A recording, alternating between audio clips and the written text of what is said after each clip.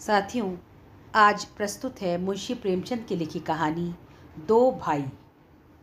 प्रातःकाल सूर्य की सुहावनी सुनहरी धूप में कलावती दोनों बेटों को जांघों पर बैठा दूध और रोटी खिलाती। केदार बड़ा था, माधव छोटा। दोनों मुंह में कौर लिए कई पग उछल कूद कर फिर जांघों पर आ बैठते और अपनी तोतली बोली में इस प्रार्थना की रट लगाते थे, जिसमें एक पुराने सहृदय कवि ने किसी जाड़े के सताए हुए बालक के हृदयोद्गार को प्रकट किया है। दैव दैव घाम करो, तुम्हारे बालक को लगता जाड़। माँ उन्हें चुमकार कर बुलाती और बड़े बड़े कौर खिलाती। उसके हृदय में प्रेम की उमंग थी और नेत्रों में गर्व की झलक। दोनों भाई बड़े हुए, साथ साथ गले में बाहें डाले खेलते थे। केदार की बुद्धि चुस्त थी, माधव का शरीर। दोनों में इतना स्नेह था कि साथ साथ पाठशाला जाते, साथ साथ खाते और साथ ही साथ रहते थे। दोनों भाइयों का ब्याह हुआ। केदार की वधू चंपा अमित भाषणी और चंचला थी। माधव की वधू श्याम सांवली सलोनी रूप राशि की खान थी।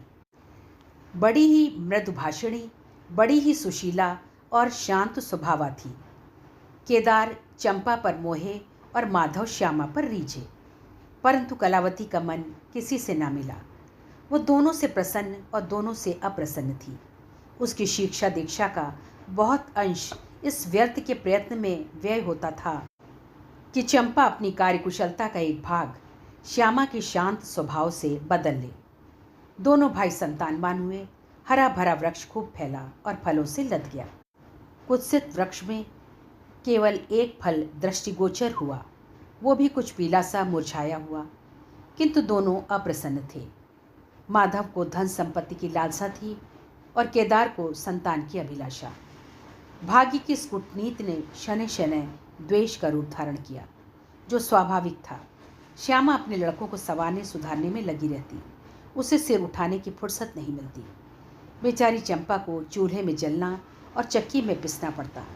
ये अनीति कभी कभी कटु शब्दों में निकल जाती। श्यामा सुनती, कुड़ती और चुपचाप सह लेती, परंतु उसकी ये सहनशीलता चंपा के क्रोध को शांत करने के बदले और बढ़ाती। यहाँ तक कि प्याला लबालब भर गया। हिरन भागने की राह न पाकर शिकारी की तरफ लपका। चंपा और श्यामा समकोण बनाने वाली रेखाओं की भांति अलग हो गई। उस दिन एक ही घर में दो चूल्हे जले, परंतु भाइयों ने दाने की सूरत न देखी और कलावती सारे दिन रोती रही। कई वर्ष बीत गए। दोनों भाई, जो किसी समय एक ही पालती पर बैठते थे, एक ही थाली में खाते थे और एक ही छाती से दूध पीते थे, उन्हें अब एक घर में एक गांव में रहना कठिन हो गया। परंतु कुल की साख में बट्टा न लगे, इसलिए ईर्ष्या और द्वेष की धधकी हुई आग को राख के नीचे दबाने की व्यर्थ चेष्टा की जाती थी। उन लोगों में अब भ्रातृ स्नेह न था, केवल भाई के नाम की लाश थी। माँ भी जीवित थी, पर दोनों बेटों का वैमनस्य देखकर आंसू बहाया करती। हृदय में प्रेम था, पर नेत्रों में अभिमान न था। कुसुम वही था, परंतु वो छटा न थी।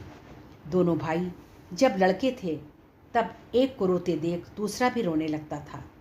तब वो नादान, बेसमझ और भोले थे।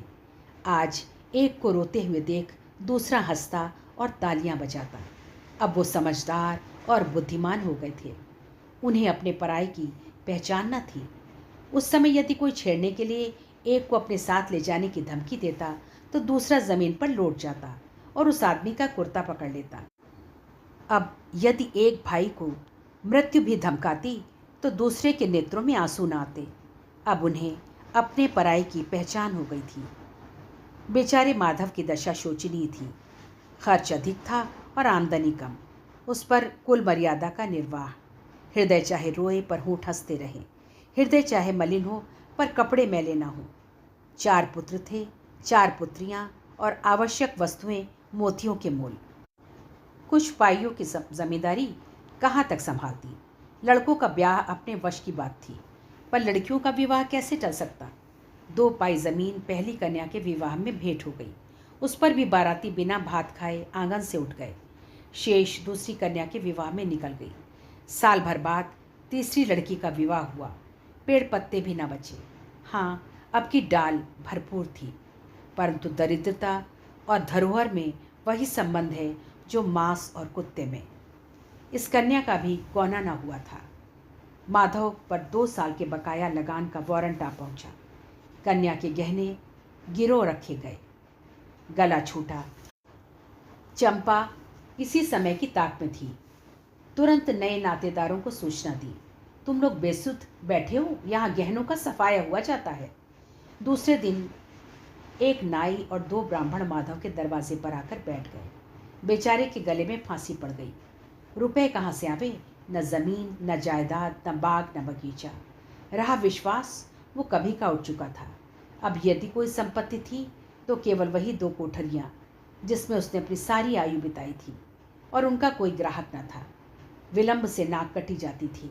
विवश हो केदार के पास आया और आंखों में आंसू भरे बोला, भैया, इस समय मैं बड़े संकट में हूँ, मेरी सहायता करो। केदार ने उत्तर दिया, मधु, आजकल मैं भी तंग हो रहा हूँ, तुमसे सच कहता हूँ। चंपा अधिकारपूर्ण स्वर से बोली, अरे तो क्या इनके लिए भी तंग हो रहे हैं? अलग भोजन करने से क्या इज्जत अलग हो जाएगी? केदार ने स्त्री की ओर कनिखियों से ताक कर कहा, नहीं नहीं, मेरा ये प्रयोजन नहीं था। हाथ तंग है तो क्या, कोई ना कोई प्रबंध किया ही जाएगा। चंपा ने माधव से पूछा, 5-20 से कुछ ऊपर ही पर गहने रखे थे ना? माधव ने उत्तर दिया, हाँ, ब्याज सहित कोई 125 रुपये होते हैं। केदार रामायण पढ़ रहे थे, फिर पढ़ने में लग गए। चंपा ने तत्व की बातचीत शुरू की, रुपया बहुत है, हमारे पास होता तो कोई बात ना थी, परंतु हमें भी दूसरे से दिलाना पड़ेगा, और महाजन बिना कुछ लिखाए पढ़ाए रुपए देते नहीं। माधव ने सोचा, यदि मेरे पास कुछ लिखाने पढ़ाने को होता तो क्या और महाजन मर गए थे? तुम्हारे दरवाजे आता क्यों? बोला, लिखने पढ़ने को मेरे पास है ही क्या? जो कुछ जगह जायदाद है वो यही घर है। केदार और चंपा ने एक दूसरे को मर्म भेदी नैनों से देखा और मन ही मन कहा, क्या आज सचमुच जीवन की प्यारी अभिलाषाएं पूरी होंगी? परंतु हृदय की ये उमंग मुंह तक आते आते गंभीर रूप धारण कर गई। चंपा बड़ी गंभीरता से बोली, घर पर तो कोई महाजन कदाचित ही रुपया दे, शहर हो तो कुछ किराया ही आवे, पर गवई में तो कोई सेंत में रहने वाला भी नहीं, फिर साझे की चीज़ ठहरी। केदार डरे कि कहीं चंपा की कठोरता से खेल बिगड़ न जाए। बोले, एक महाजन से मेरी जान पहचान है, वो कदाचित ही कहने सुनने में आ जाए। चंपा ने गर्दन हिलाकर इस युक्त की सराहना की और बोली, पर 2-3-20 से अधिक मिलना कठिन है। केदार ने जान पर खेलकर कहा, अरे बहुत दबाने पर 4-20 हो जाएंगे, और क्या। अब की चंपा ने तीव्र दृष्टि से केदार को देखा और अब अनमनी सी होकर बोली, महाजन ऐसे अंधे नहीं होते। माधव अपने भाई भावज के इस गुप्त रहस्य को कुछ कुछ समझता था। वो चकित था कि उन्हें इतनी बुद्धि कहाँ से मिल गई। बोला, रुपए कहाँ से आवेंगे? चंपा चिढ़कर बोली, और रुपयों के लिए और फिक्र करो, 125 रुपये इन 2 कोठरियों के इस जन्म में कोई न देगा। 4-20 चाहो तो एक महाजन से दिला दूं, लिखा पढ़ी कर लो। माधव इन रहस्यमयी बातों से सशंक हो गया।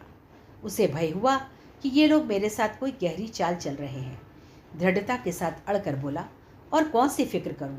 गहने होते तो कहता लाओ रख दूं, यहाँ तो कच्चा सूद भी नहीं है। जब बदनाम हुए तो क्या 10 के लिए क्या 50 के लिए, दोनों एक ही बात है। यदि घर बेचकर मेरा नाम रह जाए तो यहाँ तक तो स्वीकार है, परंतु घर भी बेचूं और उस पर भी प्रतिष्ठा धूल में मिले, ऐसा मैं ना करूँगा। केवल नाम का ध्यान है। नहीं, एक बार नहीं कर जाऊं तो मेरा कोई क्या करेगा? और सच पूछो तो मुझे अपने नाम की कोई चिंता नहीं। मुझे कौन जानता है, संसार तो भैया को हंसेगा। केदार का मुंह सूख गया। चंपा भी चकरा गई। वो बड़ी चतुर वाक निपुण रमणी थी। उसे माधव जैसे गंवार से ऐसी दृढ़ता की आशा न थी। उसकी ओर आदर से देखकर बोली, लालू, कभी कभी तुम भी लड़कों की सी बातें करते हो। भला इस झोपड़ी पर कौन 100 रुपये निकाल कर देगा? तुम 125 के बदले 100 ही दिलाओ, मैं आज ही अपना हिस्सा बेचती हूँ। उतना ही मेरा भी तो है। घर पर तो तुमको वही 4-20 मिलेंगे। हाँ, रुपयों का प्रबंध हम आप कर देंगे। इज्जत हमारी तुम्हारी एक ही है, वो न जाने पाएगी। ये रुपया अलग खाते में चढ़ा लिया जाएगा। माधव की इच्छाएं पूरी हुई। उसने मैदान मार लिया। सोचने लगा, मुझे तो रुपयों से काम है, चाहे एक नहीं 10 खाते में चढ़ा लो। रहा मकान, वो जीते जी नहीं छोड़ने का। प्रसन्न होकर चला। उसके जाने के बाद केदार और चंपा ने कपट भेष त्याग दिया और बड़ी देर तक एक दूसरे को इस कड़े सौदे का दोषी सिद्ध करने की चेष्टा करते रहे। अंत में मन को इस तरह संतोष दिया कि भोजन बहुत मधुर नहीं, किंतु भर कठौत तो है। घर, हाँ, देखेंगे कि श्यामा रानी इस घर में कैसे राज करती हैं। केदार के दरवाजे पर 2 बैल खड़े हैं। इनमें कितनी संघ शक्ति, कितनी मित्रता और कितना प्रेम है। दोनों एक ही जुए में चलते हैं, बस इनमें इतना ही नाता है। परंतु अभी कुछ दिन हुए जब इनमें से एक चंपा के मैके मंगनी गया तो दूसरे ने 3 दिन तक नांद में मुंह नहीं डाला। परंतु शोक, एक गोद के खेले भाई, एक छाती से दूध पीने वाले आज इतने बेगाने हो रहे हैं कि एक घर में रहना भी नहीं चाहते। प्रातःकाल था। केदार के द्वार पर गांव के मुखिया और नंबरदार विराजमान थे। मुंशी दाता दयाल अभिमान से चारपाई पर बैठे रेहन का मसविदा तैयार करने में लगे थे। बार बार कलम बनाते और बार बार खत रखते, पर खत की शान न सुधरती।